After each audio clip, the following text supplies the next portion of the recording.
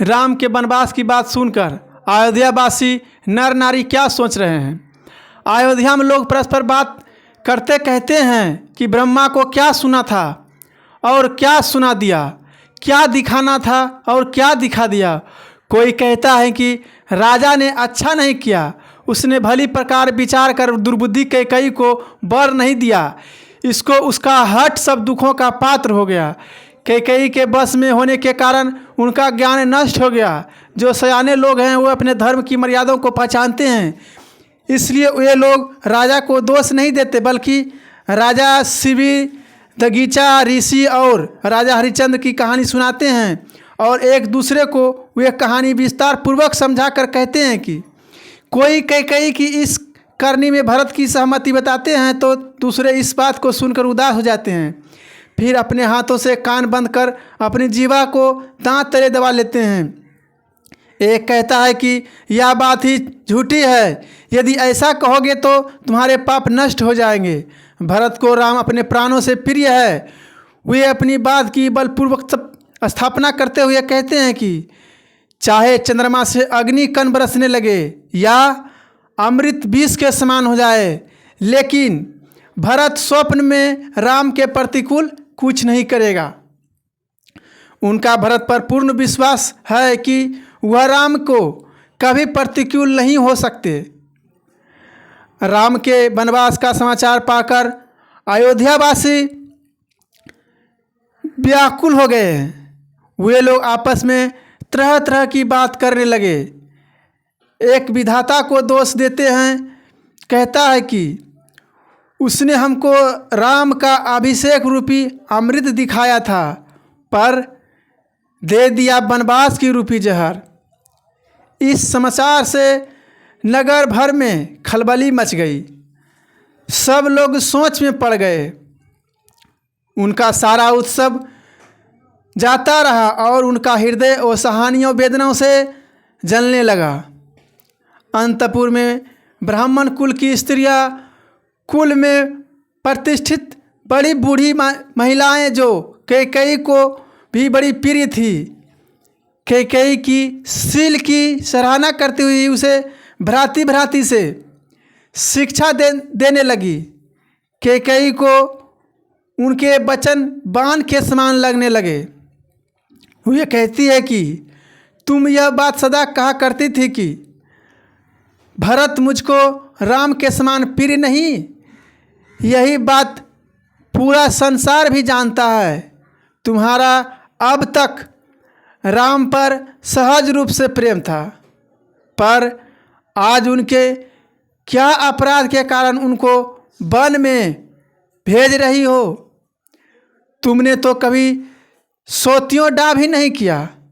सारा राज उनके प्रति तुम्हारे प्रेम और विश्वास को जानता है। कौशल्या ने अब तुम्हारा क्या बिगाड़ा है, जिसके कारण तुम्हें उस पर ही नहीं बल्कि नगर भर पर वज्रपात किया है। क्या तुमने सोचा है कि सीता पति का साथ छोड़कर रह जाएगी तथा लक्ष्मण घर में ही रह जाएंगे? भरत क्या अयोध्या नगरी में रहकर राज करेंगे या राजा दशरथ ही बिना राम के जीवित रहेंगे? स्त्रियों ने जो बात उसे बताई थी उसी को आगे बढ़ाती हुई वे कहती हैं कि ऐसा मन में विचार कर लें और अपने मन से क्रोध को निकाल दें और शोक तथा कलंक की कोठरी मत बन। भरत को तुम युवराज पद दिलाना चाहती हो, उसे अवश्य युवराज बना दो, पर राम का वन में क्या काम है? राम वैसे भी राज के भूखे नहीं हैं। वे तो पिता की आज्ञा का पालन करने वाले हैं। वे विषय विलाप से उदासीन हैं। तुम राजा से दूसरा वर मांग लो कि वे अपने घर को छोड़कर गुरु के घर जाकर रहने लगे। जो तुम हमारे कहे अनुसार कार्य न करोगी तो तुम्हारे हाथ भी कुछ नहीं लगेगा।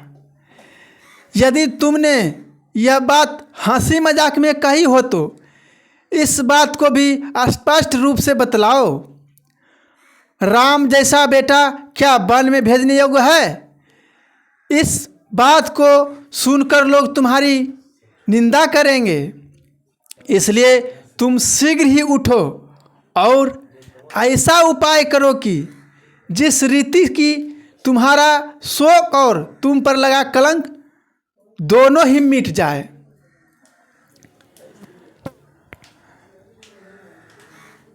जिस प्रकार से सबका दुख दूर हो और तुम पर लगा कलंक मिटे, वह उपाय करके कुल का पालन करो। राम वन को जाते हैं, उन्हें उठ करके तुम लौटा लो। अब और दूसरी बात ना बतलाओ, दूसरी बात नहीं चलाओ। जैसे सूर्य के बिना दिन, प्राण के बिना शरीर तथा चंद्रमा के बिना रात्रि शोभाहीन है, उसी प्रकार से तुलसीदास के प्रभु राम के बिना यह अवध शोभाहीन हो जाएगा। यह बात है भामिनी, अपने मन में विचार करके देख लो। महिलाओं ने कैकेयी को वही शिक्षा दी जो सुनने में मधुर तथा जिसका फल हितकारी है, पर उसने इन बातों की ओर जरा भी ध्यान नहीं दिया, क्योंकि वह तो कुटिल कुबड़ी की समझाई हुई है। स्त्रियों की बात का कैकेयी कोई उत्तर नहीं देती है। उसका क्रोध बढ़ते बढ़ते दुस्सहनीय हो गया और वह और अधिक स्नेहहीन हो गई। उसे देखकर ऐसा लगता है मानो भूखी बाघिन हिरनियों की ओर देख रही हो। रोग को असाध्य समझकर उन लोगों ने उसे छोड़ दिया। ये कहते हुए चल दी कि यह कम बुद्धि वाली तथा वो भाग्यशालिनी है। यह तो वैसे ही राज करती थी, पर देव ने इसे बिगाड़ दिया या इसका सारा खेल बिगाड़ दिया, इसलिए इसने जैसा किया है वैसा तो कोई भी नहीं कर सकता। इस प्रकार से सारे नगरवासी कैकेयी को कोसने लगे। सारे नगरवासी विषम जोर से जल रहे हैं और लंबी लंबी सांसें लेते हुए कहते हैं कि राम के बिना जीवित रहने की कौन आशा करे। सारी प्रजा भारी वियोग की घड़ियां जानकर व्याकुल हो गई, मानो पानी में रहने वाले जलचर पानी को सूखता हुआ देखकर छटपटा रहे हैं। नगर के सभी स्त्री और पुरुष बहुत अधिक दुखी हो गए हैं। गोसाई राम तब अपनी माता कौशल्या के पास गए। उस समय उनका मुख प्रसन्नता के कारण तृप्त था और उनके मन में चौगुना उत्साह भरा हुआ था, क्योंकि उनकी यह सोच शीघ्र ही दूर हो गई कि कहीं राजा उनको वहीं ना रख ले। इस समय रघुवीर रामचंद्र जी का मन नए पकड़े हुए हाथी के समान है और राज उनको बेड़ी के समान लग रहा है। नया पकड़ा हुआ हाथी बेड़ी में बांधे जाने से दुखी होता है और बेड़ी से छूटकर पुनः बन जाने की बात सुनकर उसके हृदय में बहुत अधिक आनंद या प्रसन्नता होती है। ठीक इसी प्रकार राम भी अपने मन में प्रसन्नता से भरे हुए हैं। रघुवासियों में सर्वश्रेष्ठ राम ने अपने दोनों हाथ जोड़कर प्रसन्नता पूर्वक अपनी माता कौशल्या के चरणों में सिर झुकाकर माता ने उन्हें आशीर्वाद दिया और उनको अपने हृदय से लगा लिया तथा उन पर वस्त्र और आभूषण न्यौछावर किए। माता कौशल्या उनका मुख बार बार चूमती है। उनका शरीर प्रसन्नता के कारण पुलकमान हो रहा है और उनके नेत्रों में प्रेम जल भर आया।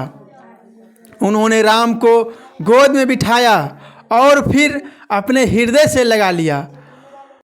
भाव वेग के कारण उनके सुंदर पयोधरिया स्तन दूध से भर गए और उनसे दूध बहने लगा।